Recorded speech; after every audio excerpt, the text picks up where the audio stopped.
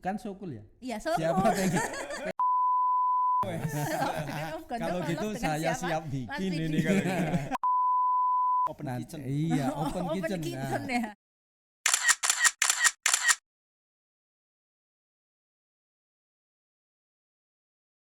Assalamualaikum warahmatullahi wabarakatuh. Inilah dia podcast perdana Dalam Kulit Jogja.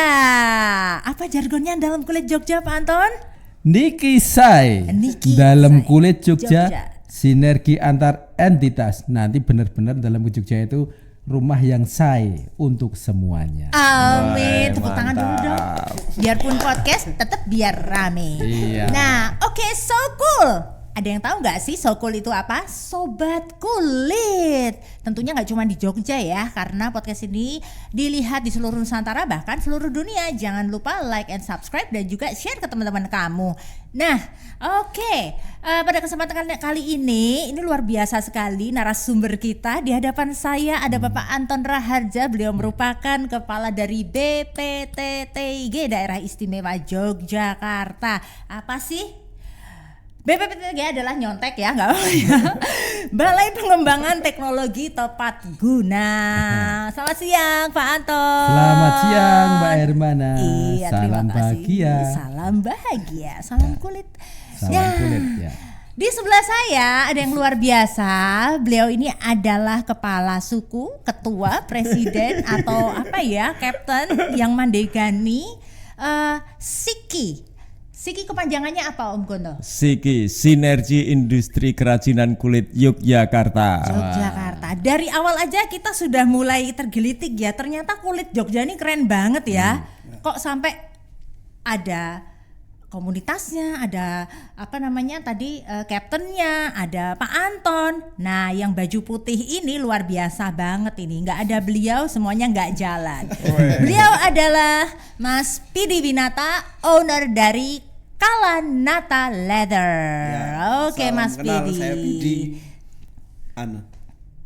Apanya Siki nih Mas Pidi? Dapurannya Siki. Dapurannya.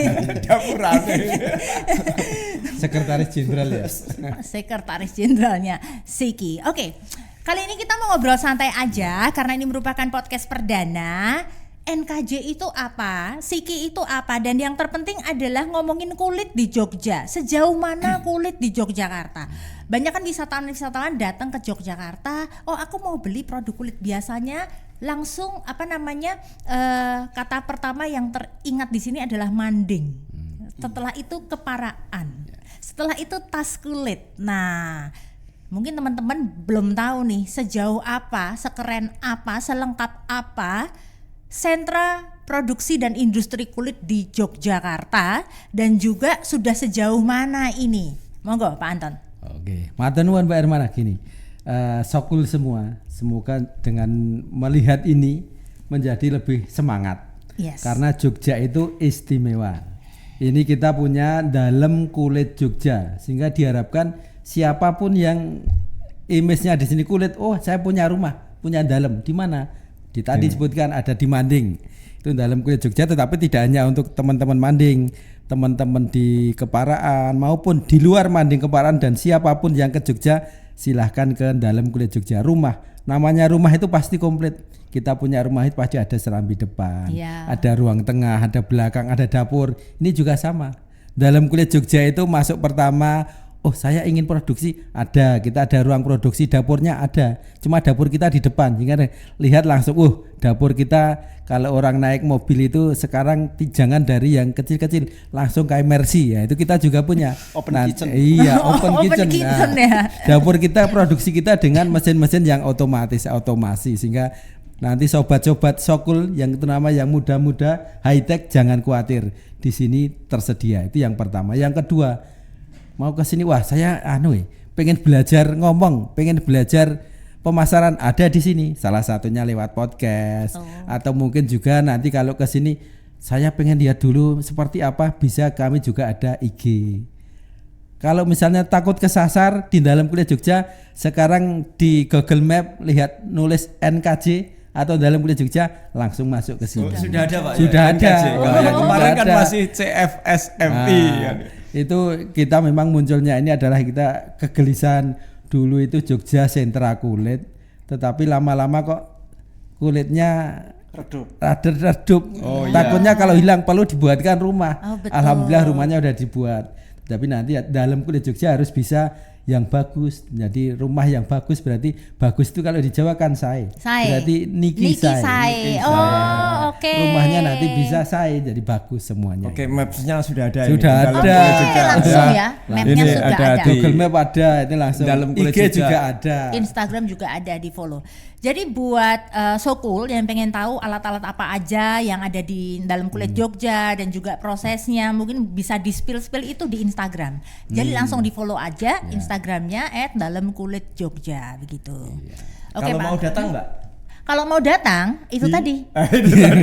Google Map NKJ. Jalan Parangtritis KM 11. Jalan Parangtritis KM 11. Atau misalnya nih handphonenya lowbat kayak Om Gondok ya.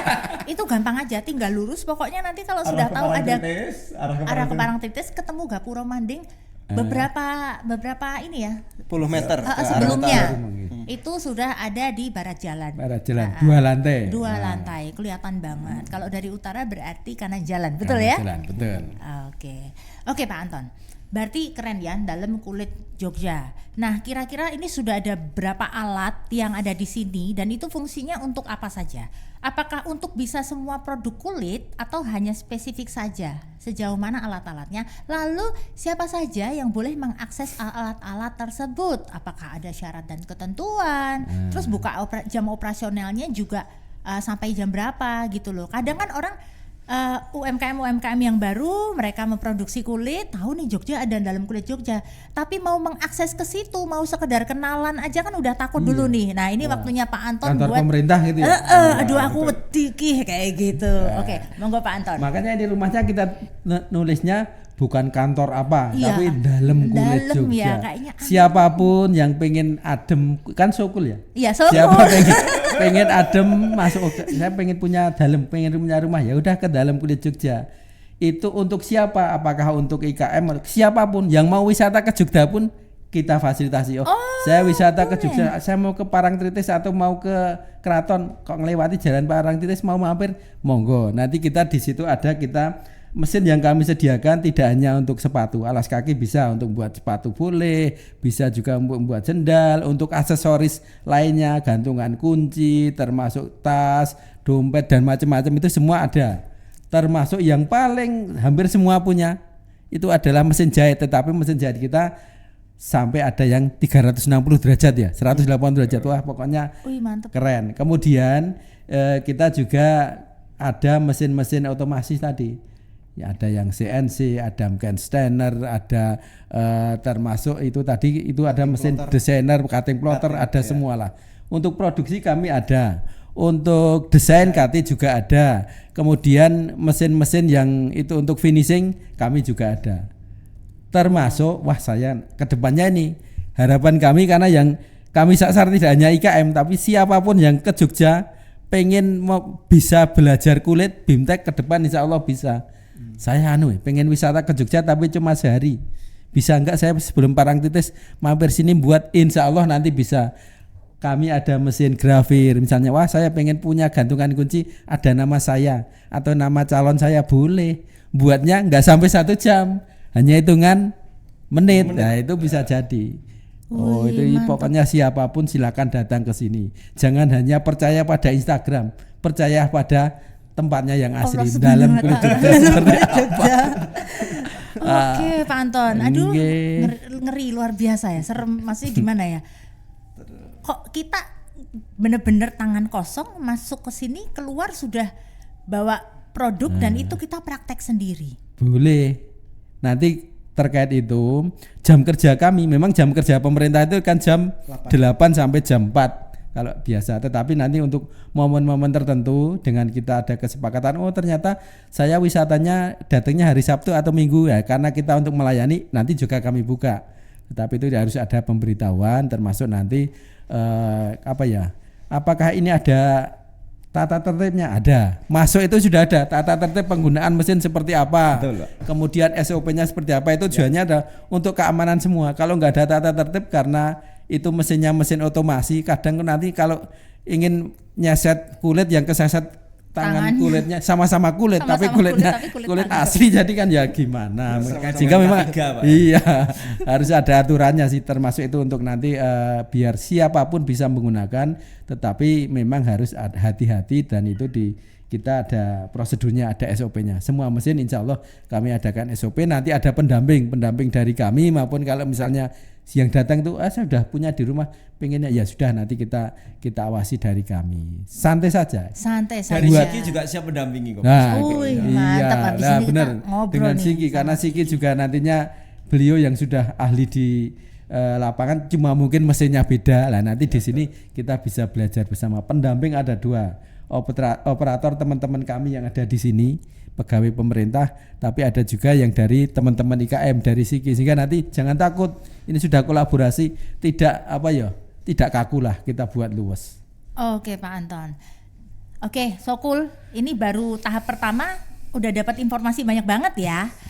Biasanya ini ditanyakan ini Pak Anton nih. Ya. Biasanya ditanyakan ini so cool dan juga kulitizen bukan netizen ya, kulitizen di sana. Aduh, yang benar tuh dapat fasilitas sebanyak itu. Aduh, bayar apa enggak? Nah, itu pasti jadi takut dulu kan, makanya. Monggo Pak Anton. Bayar apa tidak ya? Ya, itu seperti orang biasanya kalau gratis 100%, ini asli atau palsu. Padahal kita buatnya kan yang asli. Iya. Kulitnya juga asli, bukan kulit palsu. Itu jenisnya nanti idenya kita bukan bayar sih, bukan pembayaran secara full, tapi kita adalah fasilitasi. Harga di sini insya Allah dengan yang di lapangan itu lebih bersahabat.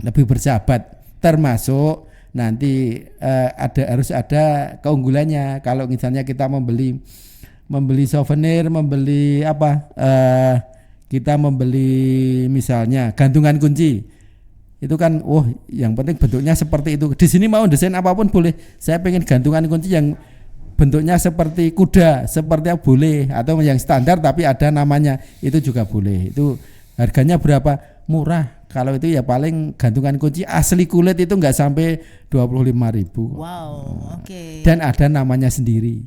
Dan nanti ke depan kalau ini sudah jalan paketnya, kami ada paket kulit yang kelas A, kelas B, kelas C ya, sehingga nanti kita sesuaikan budget untuk siswa, mahasiswa yang kira-kira budgetnya cuma di bawah 100.000 ya kita ada budget di bawah 100.000. Pengen yang high class, yang nanti kelas-kelas kulit nabati atau kulit yang di atasnya insya Allah juga ada.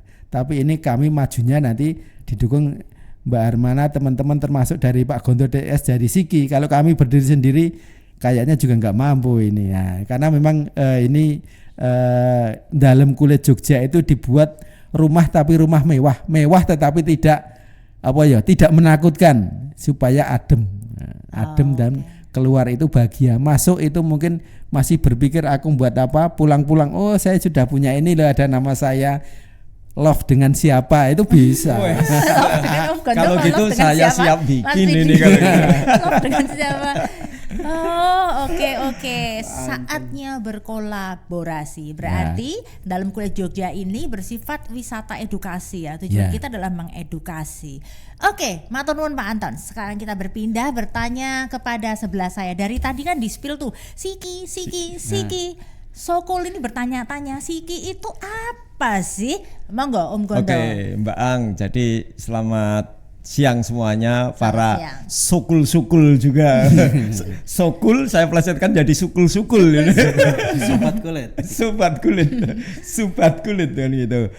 Oke, jadi Siki ini bermula dari kita sesama para pengrajin di industri perkulitan yang ada di Jogja ini kan sejauh ini belum ada semacam komunitas atau kelompok resmi gitu ya. Kita memang saling mengenal, mungkin satu sama lain kita saling mengenal, saling berinteraksi, tapi kita belum punya wadah atau belum punya forum buat kita berdiskusi kan gitu. Sehingga dari hasil obrolan yang mau nih sekedar diangkringan gitu kan.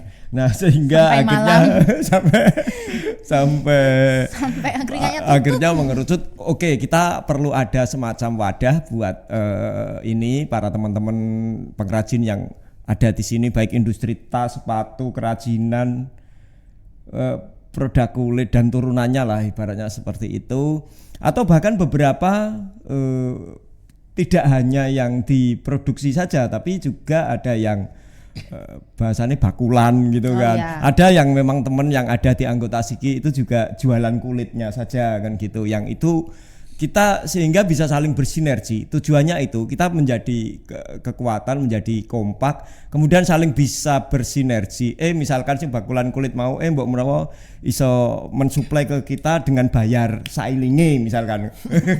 Karena Sailinge, seingatnya. bayar. Wis dadi anggotane Siki kan dadi lebih enak. Artinya Cicilan lebih tanpa angsuran. artinya supaya lebih mudah mengkomunikasikan ini sehingga juga dan apalagi kan gitu momentum berdirinya Siki ini juga karena akan ada NKJ ini Mbak. Jadi ini Jogja ini kan gitu kan Jogja dalam hal ini Disperindak DIY melalui BPTTG ini di Pak Anton bahwa yang dulunya yang saya sebutkan tadi CFSM, iya ini rada angel singkatannya. Agak belibet Atau ya. saya dulu mengenalnya OPT kulit Manding. UPT Manding, ya betul. OPT Manding UPT ya. Manding. OPT Manding. Lalu kemudian ini yang menjadi semacam berkah, harusnya menjadi semacam rezeki buat teman-teman karena oleh Pemprov DIY khususnya di Disperindak BPTTG kita difasilitasi ini. Nah, supaya kita bisa bersinergi itu baik sesama dengan para pelakunya, sesama pengrajinnya, kita akhirnya kan dengan wadah dengan NKJ ini kan akhirnya bisa bekerja sama dengan Pak Anton kan gitu, bagaimana untuk fasilitas yang di sini, pemanfaatnya dan sebagainya, termasuk SOP tadi, sehingga akhirnya dua institusi ini kan gitu, yang satunya Siki kemudian di BPTTG di NKJ akhirnya bisa bersinergi. Nah tujuannya kan itu tadi Siki sinergi, kita bisa siap bersinergi dengan siapapun, baik sesama pengrajinnya, baik dengan instansinya, kemudian dengan apapun kan gitu kan, dengan siapapun. Sementara gitu. Oke, Om Gondo. Masih keren panjang banget ceritanya ya. kalau Siki ini kan gitu. Oke, part 1 NKJ udah keren banget. Part 2 saatnya berkolaborasi dan ada Siki yang tidak kalah menarik sekali. Pertanyaannya Om Gondo, biasa Sokul pasti tanya, siapa aja sih yang boleh gabung sama Siki? Syarat ketentuannya itu apa? Nah itu benar sebetulnya Mbak kan gitu kan. Artinya banyak teman-teman yang bertanya apa sih syaratnya, bagaimana caranya bergabung. Kita sebetulnya komunitas ini terbuka untuk siapapun ibaratnya yang menjadi pengrajin alas kaki. Pengrajin alas kaki. Ya, dan mentang-mentang kita mentang-mentang berdua kita alas bedanya. kaki ya. Kami berdua alas kaki, itu bagaimana dengan beliau? bukan Sokul. Yang di kepala alas kaki. Alas kaki kan gitu. Artinya para pelaku industri kulit, kerajinan kulit, apapun itu, sepatu, dompet, tas dan produk kulit yang lainnya, sebetulnya kita welcome kan gitu. Nah, tinggal komunikasi aja ke kami kan gitu kan. Karena beberapa hal itu termasuk terkait dengan penggunaan mesin kan gitu kan. Tadi ada NKJ, gimana caranya kita bisa mengakses, tadi kan ditanya ke situ kan gitu. Nah, link-link inilah yang akhirnya nanti terhubung. Artinya secara personal kemudian bisa masuk menjadi anggota Siki sehingga bisa mengakses mesin yang ada di sini kan gitu kan Mbak Ang kan gitu kan. Mana ya Mas Pidi ya? Ben Mas Pidi gak ngelamun.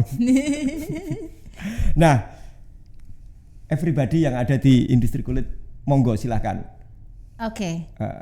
Everybody yang ada di industri kulit yang nonton podcast ini share ke temennya, tapi pasti tetap ada pertanyaan di kepala. Singkatnya begini aja, netizen hari ini, Sokul kulitizen hari ini, itu kan live in hand, handphonenya itu selalu ada ya. Scroll seperti yang disampaikan Pak Anton tadi. Berarti Siki juga ada Instagramnya. Oke. Ada kontak admin di situ. Jadi buat So cool sobat kulit yang pengen tahu lebih lagi tentang NKJ dan juga tentang tentang Siki ya, terutama ini tadi pengen gabung. Oh, saya merasa saya pengusaha kulit meski sedang pemula, ingin bergabung komunitas tersebut, langsung bisa direct message atau DM di Instagramnya Siki. Betul begitu Mas Pidi? Betul. Langsung DM aja ke Instagramnya Siki. DM aja. Oke, terima kasih Om Gondo. Nanti kita lanjut lagi. Sekarang saya mau ngobrol dulu sama Mas Pidi ini. Wah. Kalau lihat Mas Pidi ini ada banyak pertanyaan di kepala saya, tapi Mas Pidi sudah sepertinya menyiapkan banyak jawaban yang tidak perlu ditanya tapi sangat informatif.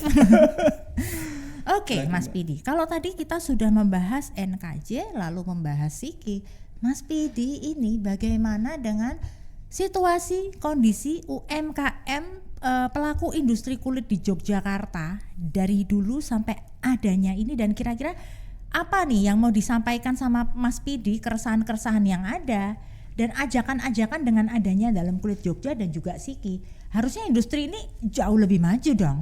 Nah, di sini saya mau dengar cerita langsung karena Mas Pidi ini kan narasumber kita ini kan praktisi ya. Yeah.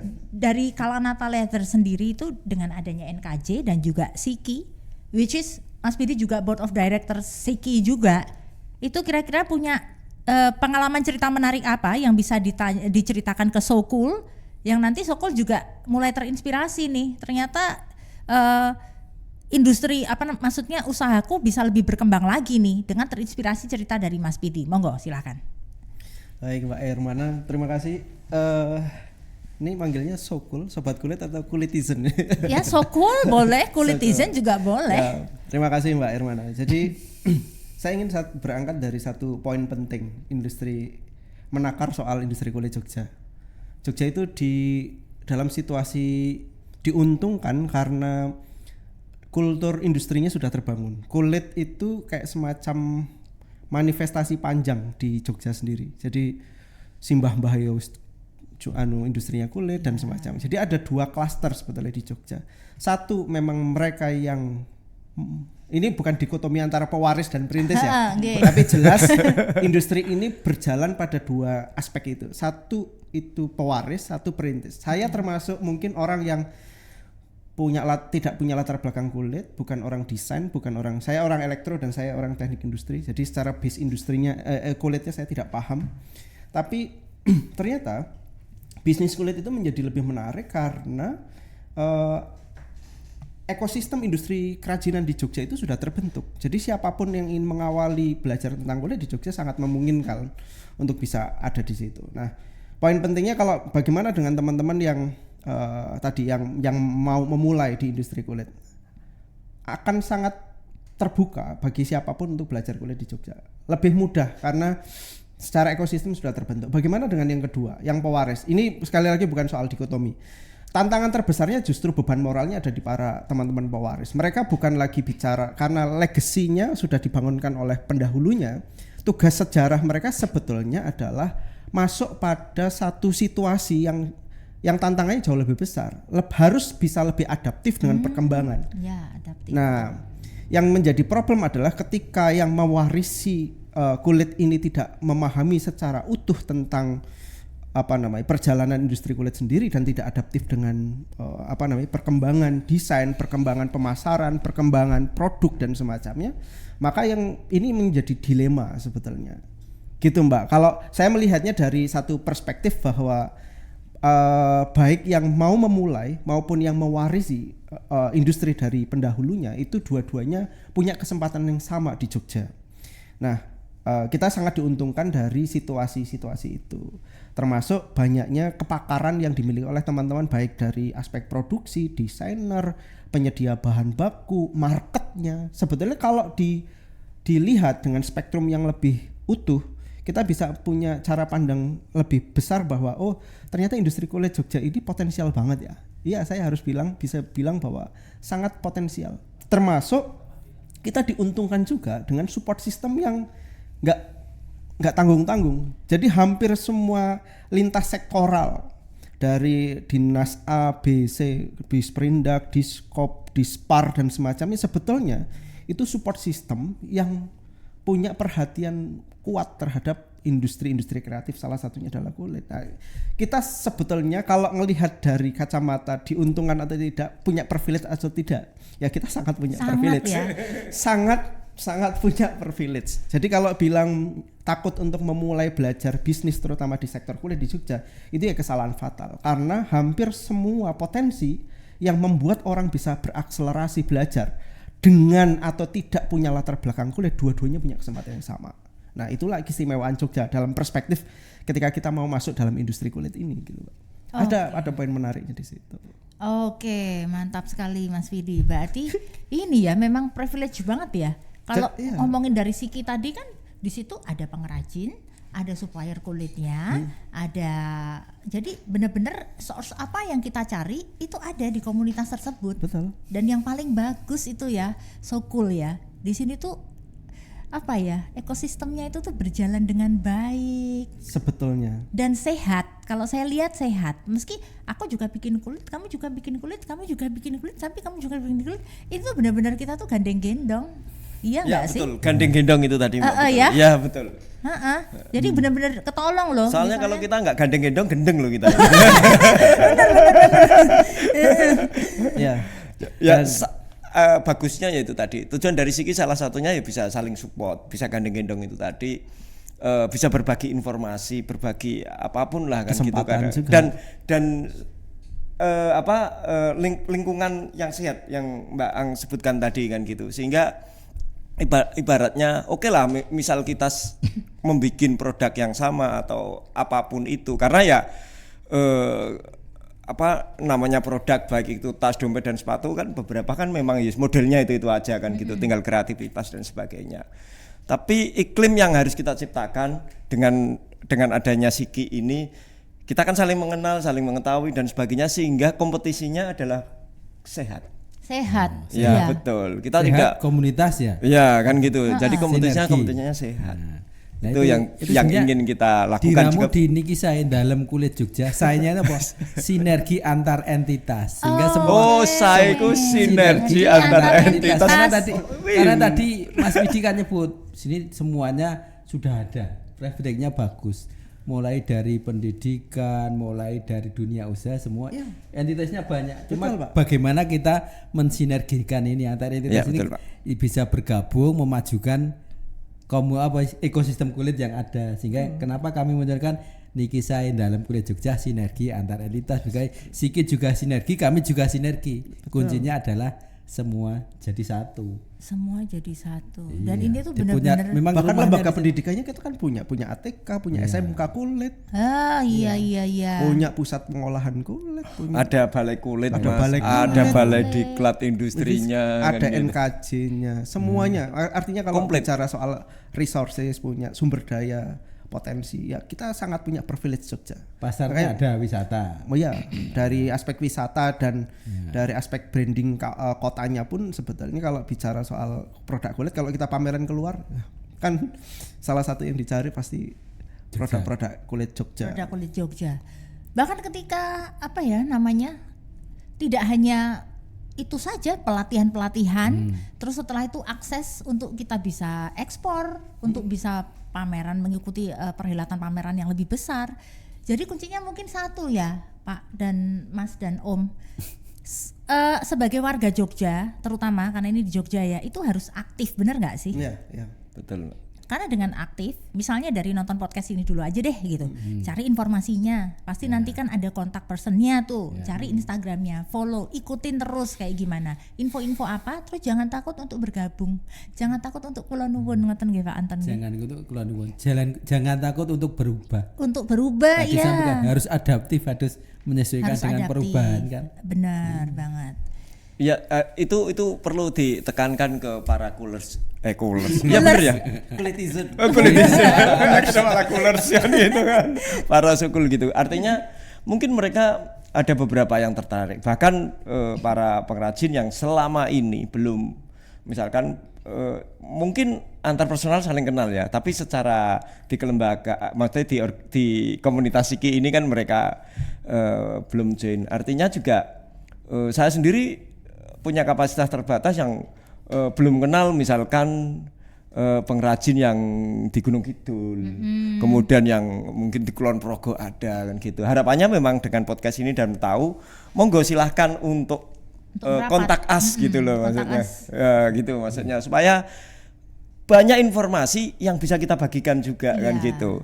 Karena di kegiatan dinas sendiri misalkan sejauh ini kan banyak kan gitu, fasilitasi itu banyak kan gitu. Banget loh.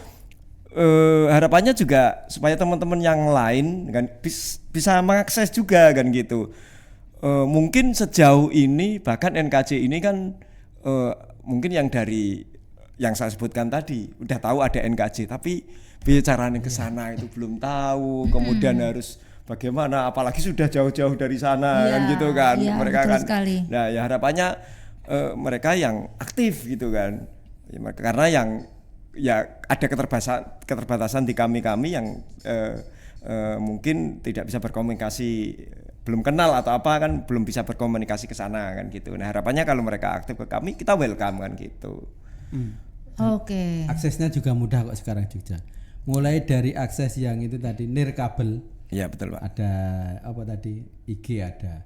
Akses Jogja apa Kulon Progo dan Gunung Kidul juga sekarang gampang kan, ada jalur pantai selatan sekarang sudah mulus. Iya, sudah Kulon Progo dibuka. Jogja sepanjang pantai melewati dari bandara YIA sampai Gading sampai Gunung Kidul itu cepat, nggak sampai setengah jam, 1 jam. Makanya nanti kalau dari Kulon Progo mau ke Gunung Kidul mampir ke dalam kulit Jogja, lewat ya? tengah-tengah lewat. Nah, dari Gunung Kidul mau ke Kulon Progo ngelewati juga lewat. Jadi semua gampang kok untuk semua belajar. gampang, mudah diakses. Tinggal niatnya. Wah, luar biasa banget. Jadi ini segala kebutuhan tuh sudah ada di sini. Harusnya nggak ada alasan lagi, ya kan? Sampai aku nggak punya foto produk, tanya Pak Anton deh di sini kameranya tuh speknya gimana tuh? Iya kan? Di sini ada tempat untuk foto produk. Sehingga kalau ke sini, saya mau foto produk sekaligus pemasaran, monggo setelah difoto dipamerkan lewat podcast boleh. Boleh. Saya produksinya perlu perbaikan mesinnya, di bawah ada mesin. Intinya udah komplit ini. Setelah produksi produknya pengen difoto, pengen dipasarkan ada. Wifi gratis. Gratis coba. Parkir gratis sampai gitu ya. Mau belajar pemasaran digital ada ahlinya. Jadi udah nggak ada alasan sih sebenarnya. Ahli podcast sudah ada. Sudah ada, mau apa deh gitu kan ya. Mau bikin konten TikTok mau apa, ada kelasnya semua ya Om Gonta, Mas Pidi ya. Wah, luar biasa. Jadi nggak ada alasan lagi nih. Ini bener-bener podcast perdana kita ini bener-bener informasi awal ya. Nanti episode selanjutnya silahkan tulis di kolom komen itu, nanti aku pengen ngulas lebih apa sih teknik-teknik juga akan kita siarkan nanti. Ngobrol tentang success story atau set story dari pengusaha kulit itu juga boleh. Mas Pidi biasanya punya banyak cerita menarik, punya banyak wisdom story nih.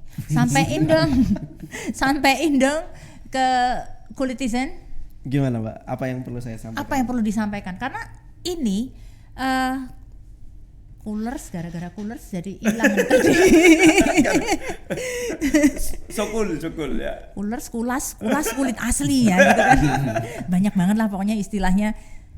Ini kan gimana sih Mas Pidi buat meyakinkan supaya setelah tayangnya edisi podcast perdana ini tuh mulai ada pergerakan nih Mas Pidi. Karena kan banyak yang nggak tahu, nggak mau tahu, dan yang paling ngeri itu yang takut untuk mengakses itu. Takut untuk beredar. Padahal kuncinya kan kita harus beredar di sini, beredar di hal yang positif dong. Cari informasi, nanti pasti nemu kok. Monggo Mas Pidi. Iya. Jadi sebetulnya ada dua situasi yang perlu kita pahami. Yang pertama memang buat orang yang pengen cari tahu. Pengen cari tahu itu artinya gini, kalau memang ada teman-teman yang punya ketertarikan untuk masuk ke kulit masih ragu-ragu, maka lihat teman-teman yang lain yang tadi yang saya sampaikan di awal, berangkat dari latar belakang yang memang tidak memiliki latar belakang kulit pun bisa memulai. Dan komunitas baik di tadi teman-teman Siki maupun NKJ ini memberikan fasilitas awal sebagai trigger awal buat teman-teman buat bisa terjun jauh. Artinya kalau mau coba-coba ya coba-cobanya serius gitu. Tempat untuk coba-cobanya ada. Kemudian yang kedua, buat teman-teman di Jogja juga yang secara industri sudah kuat. Artinya kalau semangat di Jogja itu, kita pernah mewacanakan bahwa Jogja itu harusnya bisa didorong menjadi pusat keunggulan industri kulit.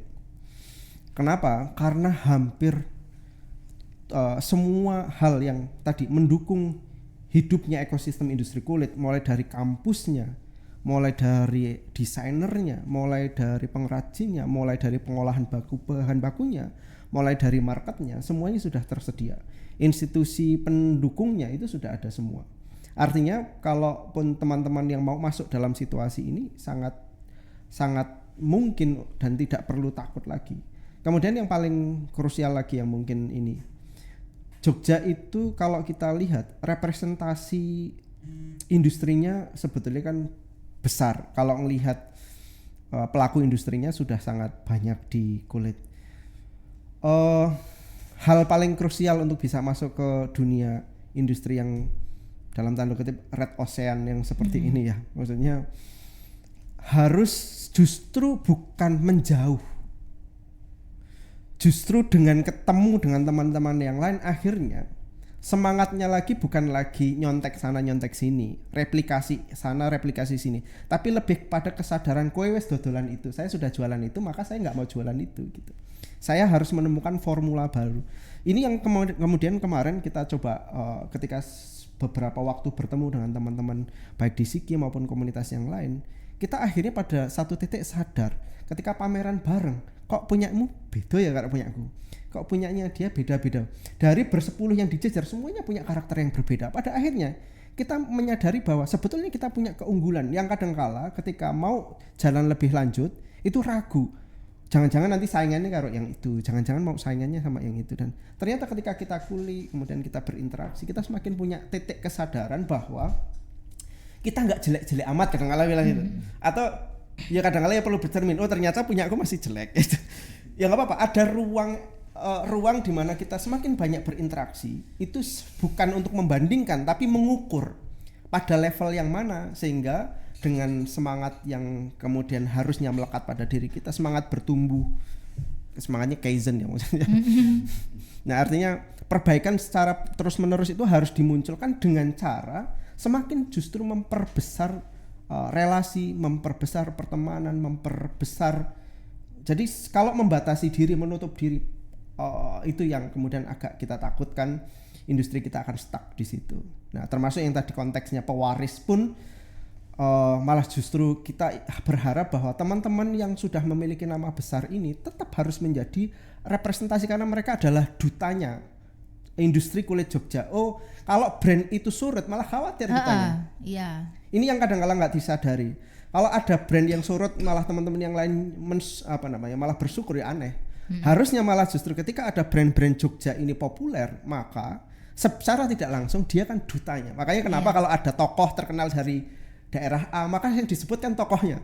Oh Pak SBY dari Pacetan, Pak Jokowi dari Solo, kan gitu kan. Ini dari Jogja. Nah ini dari gitu. Jogja. Sehingga itu bisa gandeng dan itu punya daya daya magnet luar biasa untuk menarik teman-teman yang lain. Nah kalau kita belajar soal produk itu kan ada segmen, target dan positioning. Nah, di mana kemudian industri kita memutuskan di mana segmen market kita, target market kita, positioning produknya kita, maka ya tadi itu dengan cara membangun interaksi, membangun jejaring, membangun komunitas, masuk dalam sebuah ekosistem kulit, maka kita akan semakin sadar bahwa kita harus memperbaiki dari titik yang mana, treatmentnya harus dengan cara apa, itu akan lebih tahu. Nah maka kalau saya sendiri mungkin ya karena juga baru 4 tahun berjalan di industri kulit, saya sadar dengan hadirnya teman-teman Siki, hadirnya NKJ dan mungkin support system yang lain, ini saya merasa cukup terakselerasi. Jadi buat teman-teman yang lain juga jangan takut untuk bisa masuk dalam satu ekosistem, baik sudah lama maupun baru, baik itu perintis maupun waris, ya ojo khawatir. Di sini rumah besar, terutama mungkin nanti bisa kontak dengan Mas Gondo juga atau dengan teman-teman Ciki yang lain, atau ya jangan sekali lagi jangan takut untuk bisa memulai satu hal yang baru atau memulai memperjuangkan sesuatu yang mungkin pernah diperjuangkan oleh orang-orang dan pendahulu kita tadi. Gitu Mbak Hermana. Jadi ya saya kira Itu yang menyambung Mas Pidi memulai tadi. Iya. Ini seseorang yang benar-benar nol aja. Saya melihat dengan adanya fasilitas NKJ ini nol aja, tapi dia berminat untuk berbisnis di kulit. Niat. Ya. Kuncinya tuh niat. Niat. Jadi kok di sini kan beda dengan angkatan kita dulu ya. Mau membuat suatu usaha, wah modal beli mesin. Beli Iya. macam-macam gitu kan. Mesinnya nggak cukup hanya satu, misalkan kalau putar kulit ada mesin jahit, ada mesin seset. Ya itu kan gitu. Nah ibaratnya kalau dia niat aja bawa selembar kulit keluar dari sini, ya itu tadi yang dibilang Pak Anton kan gitu. Mau bikin satu tas atau satu. kalau khawatir kulitnya ya sekarang kulit eceran pun banyak gitu.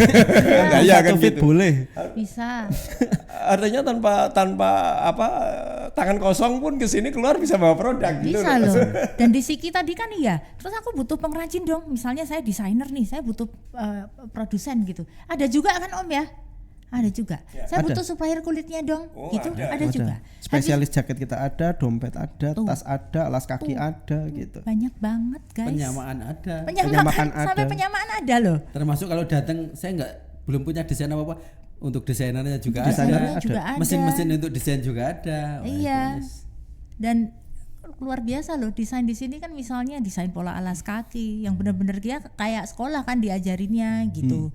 Terus kalau produknya udah jadi, ini source-nya sudah ada semua, pemasaran digitalnya gimana, sampai fotonya, videonya, kameranya nggak usah beli ya Om ya, ada di sini. Ada di sini. Tapi nanti fotonya di mana?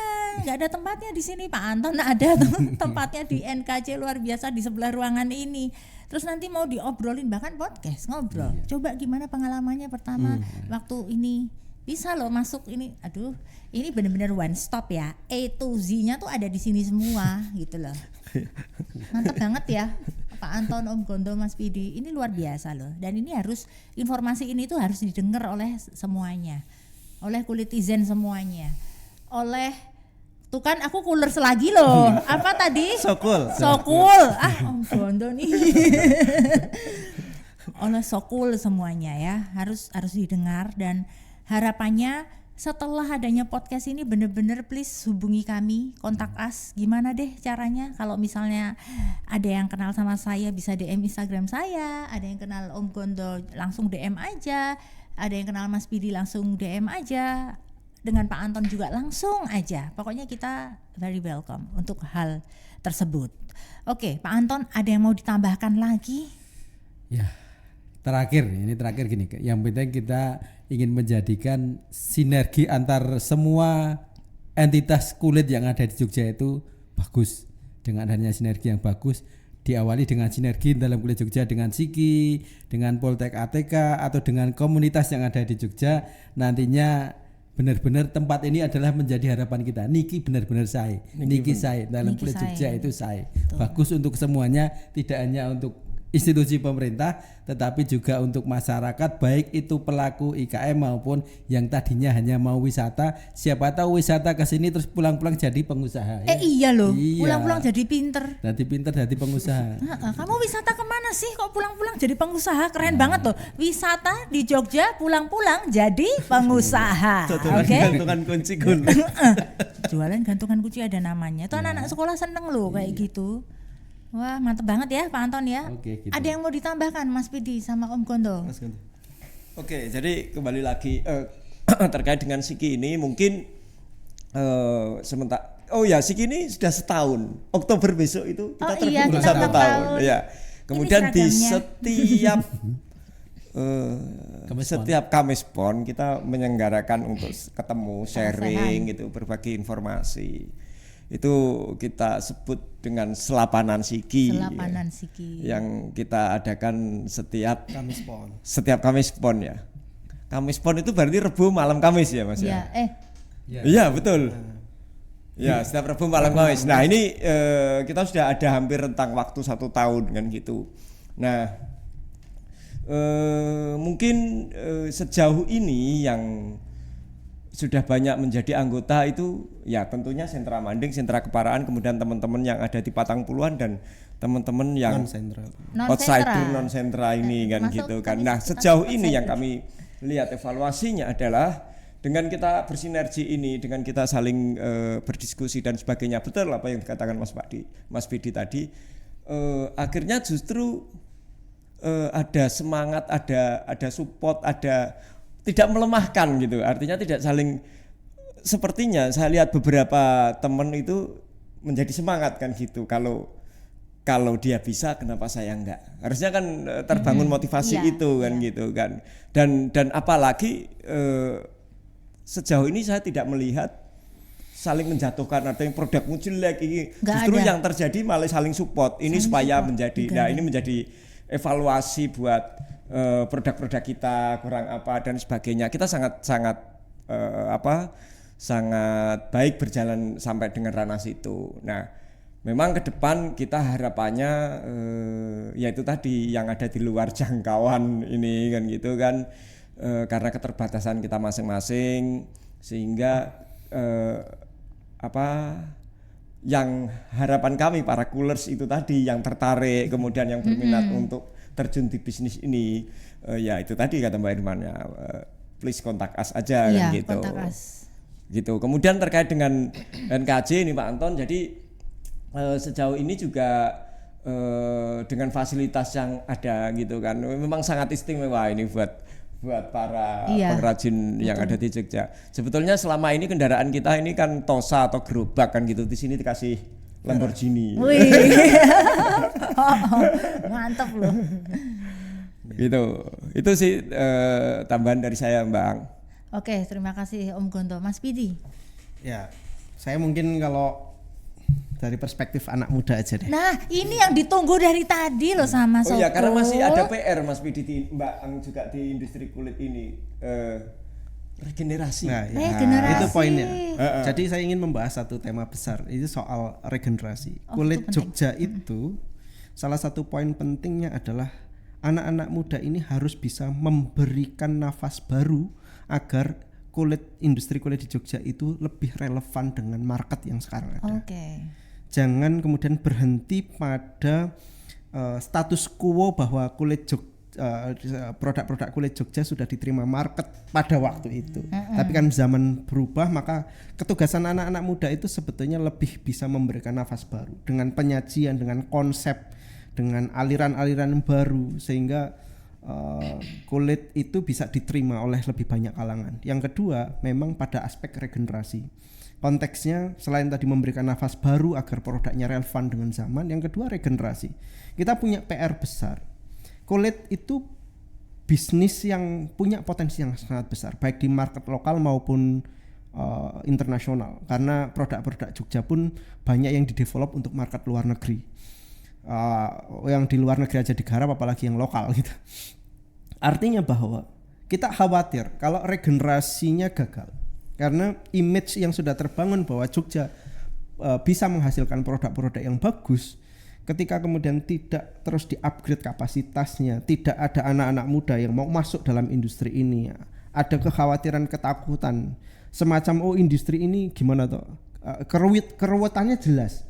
Tapi bahwa yang perlu kita ketahui bahwa tidak semua orang itu harus bisa jahit, tapi bisa menghadirkan atau menciptakan orang-orang yang bisa menjahit. Tidak semua harus bisa jual, karena harus ada yang produksi. Tidak semua orang harus bisa jual, karena harus ada yang bisa bikin konten dan semacam. Jadi kalau kita bicara soal keberlangsungan industri ini, maka anak-anak muda jangan takut untuk masuk dalam industri baik kulit maupun yang lain. Tapi terkhusus pada industri kulit, regenerasi itu tidak dibatasi pada skill teknis untuk jahit.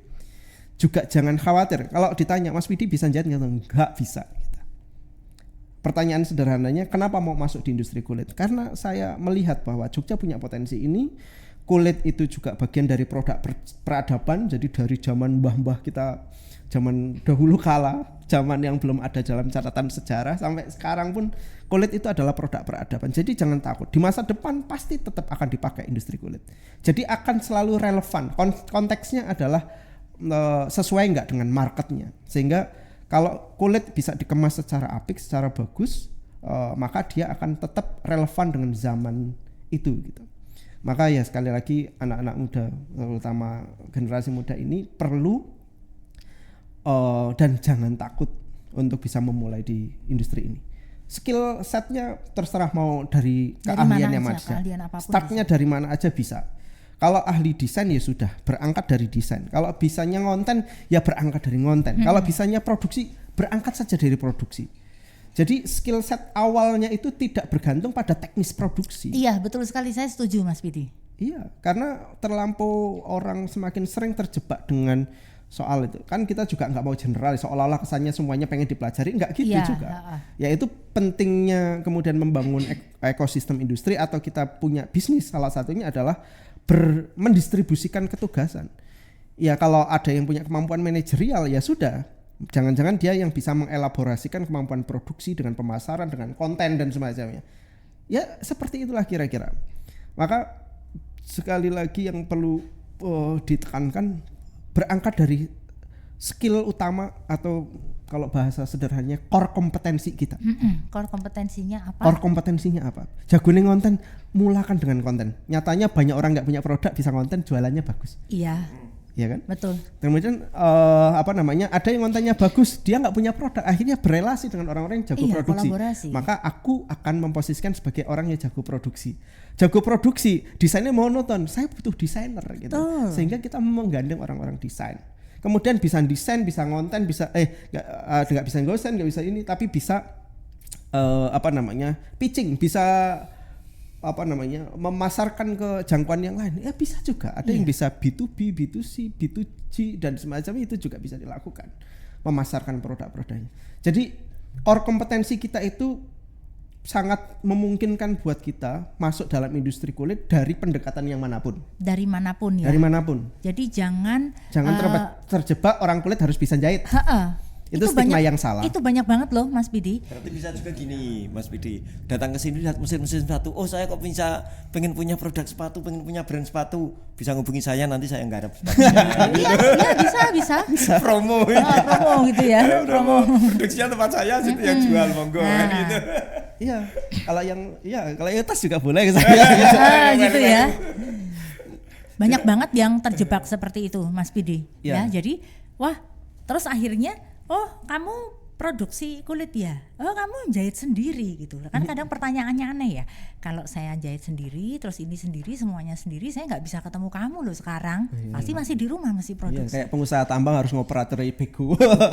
Iya, pengusaha tambang ngoperatori bego. Jadi CEO, chief of everything kayak gitu. Sampai ngepakin, dikirim sendiri, lari dandapan ke sana gini-gini. Nah gimana? Jadi bisnis itu is about system. Bagaimana Anda membangun sistemnya, itu yang harus dipahami. Meski ya Mas Pidi ya, ini untuk informasi semuanya aja. Saya sendiri masih sering banyak didebat oleh teman-teman itu untuk hal itu gitu loh. Wah kamu malas tidak mau mengerjakan sendiri, malas kamu tidak mau menjahit sendiri, malas kamu begini. It's okay, berarti belum paham. Daripada dilanjutkan jadi tidak sering-sering nonton podcastnya kita, podcast kami, karena ini benar-benar hal penting. Buktinya apa? Di NKJ dan juga di Siki ini satu hal yang saya rasakan. Yang saya rasakan itu apa di sini? Orang-orangnya itu benar-benar tiang saya, Pak Anton ya. Orang-orangnya benar-benar baik, benar-benar inggih, betul sekali. Ya. Jadi waktu itu saya karena saya suka beredar di hal positif, dalam artian saya mau mencari informasi nih tentang kulit, tentang apa yang relate dengan usaha saya saat itu. Saya inget banget dengan Mas Febri di Kepalaan ya, semoga nonton. Saya nggak tahu Mas Febri masih ada di Jogja apa enggak. Beliau sangat berjasa sekali Pak Anton. Waktu itu jalan-jalan bener-bener muteri Kepalaan itu loh, muteri Kepalaan jalan kaki ke sana itu. Nah itu sampai akhirnya untuk cari pengrajin. Iya. Jadi saya kan produksi ini nggak apa-apa, kita iklan juga nggak apa-apa ya. Jadi saya Hermana, produk saya Hermana Boots gitu ya. Pengrajin sepatu, kalau pengrajin sepatu aman ya, itu sudah aman. Tapi saat itu mencoba hal baru seperti tadi Mas Fidi ya. Itu karena waktu itu saya eman dengan limbahnya, eman dengan sisa kulitnya. Itu yuk kita bisa jadikan apa sih? Jadikan aksesoris temennya sepatu, pakai sepatu bagus, tasnya juga yang oke dong. Nah di situ saya mau mulai nih waktu itu, terus cari pengrajin nggak. Sudah ada pengrajin sebelumnya, tapi waktu itu karena orderan lumayan, jadi ini harus ada nih istilahnya serepnya gitu ya. Kalau yang ini penuh, ini apa? Saya nyari waktu itu dan baik banget. Baru kenal aja waktu itu, cuman kenal dari waktu itu pelatihan Zoom dan bener-bener di sana dikasih sandal lagi saya. Ya ampun, matur nuwun, baik banget sih ya teman-teman kulit Jogja ini, dan saya dikenalkan oleh pengrajin-pengrajin yang ada di sentra di Jogja. Dan berjalan sampai sekarang, dan produksinya itu tidak ditolak sama market USA. Itu terbukti sampai hari ini. Itu keren banget gitu loh. Makanya Jogja mendunia itu iya kok kalau saya bilang. Dan akhirnya dari beredar-beredar itu saya bisa bertemu dengan beliau, bertemu dengan Pak Anton, bertemu dengan Mas Pidi, dan sampai duduk di sini pada hari ini. Itu luar biasa. Itu benar-benar ini no endorse ya. Ini benar-benar pengalaman saya. Jadi untuk so cool yang saat ini sedang nonton podcast ini, itu jangan takut untuk bergabung ya. Mungkin Om Gonto serem gini ya, gitu kan, nggak galak kok. Mas Widi serius gini, Pak Anton gitu, waduh aku takut. Saya ini serius ya. gitu nanti gitu. Jangan takut, orangnya tuh bener-bener baik semuanya, bener-bener baik, nggak pelit ilmu, nggak pelit source, dan juga mengedukasi. Itu sih tambahan dari saya. Begitu, masih ada tambahan? Oke. Makasih Mas Herman. Untuk perdana mudah-mudahan sudah kenal semua. Nanti secara teknis perlu apa bisa di-share. Oh, saya ke depan pengen podcast ini, nanti kita bisa dengan teman-teman Siki. Iya, luar biasa Pak Anton, terima kasih untuk support yang luar biasa ini loh.